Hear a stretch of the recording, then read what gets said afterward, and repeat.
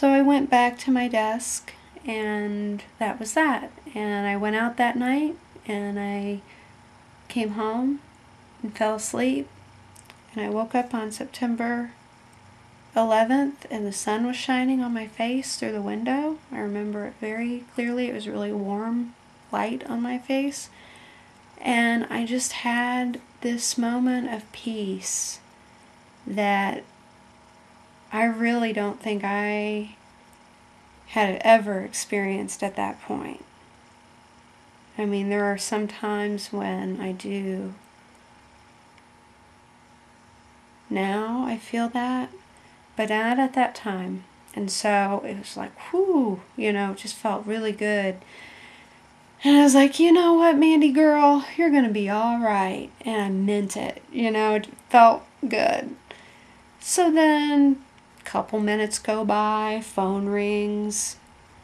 Now, I had heard my phone ringing earlier and a friend leaving a message, but I didn't hear what the message was. And then I went in and I listened to the message about airplanes flying into the World Trade Center, and that one of them had fallen down.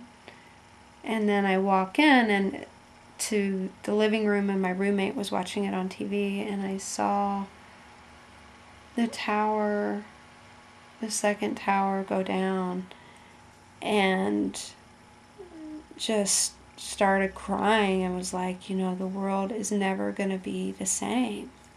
Like, wow. What's that going to be like? Because things are going to change. Like, this isn't good. And I felt really sad for all the people who died. I mean, just so many shocked spirits at one time, just feeling that. But also on that level of the world is going to be different. It's just going to change. And it probably needs to change. Maybe our politics will change. And I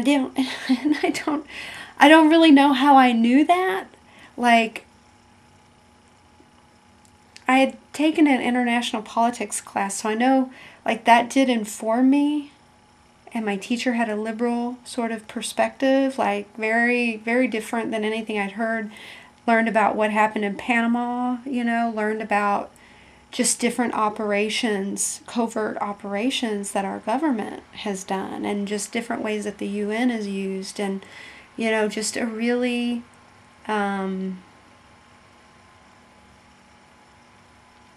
showing the shadow side of history and politics and what really goes on behind the scenes. And it was really disturbing when I learned about that, and I remember having an emotional reaction to that too, just feeling like, God, I love this country, but we did that. Why did we do that? That's horrible. And how do I continue to like my government if they're doing that? But I felt, pressure to support my government, even though they're doing that. God, it's like our parents. You have to support your parent even if they are beating the shit out of you. Or maybe you have a parent who's really nice to you, but they beat the shit out of your little sister or your little brother or your older sister or your older brother. And you know it's wrong.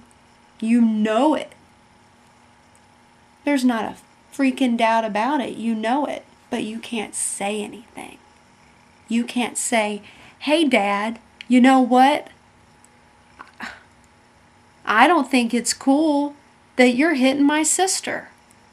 I think you need to control yourself and deal with whatever issues you have and not hit my sister. And if you don't, I'm going to tell. I'm going to tell every adult I see, because I know well enough and you know well enough that you can't treat another person like that and get away with it. That's what I should have said to my dad, and that's what we should say to our government. Let's cut out the melodrama so we can wake up the whole wide world. Let's make up and start all over and awaken the boys and the girls.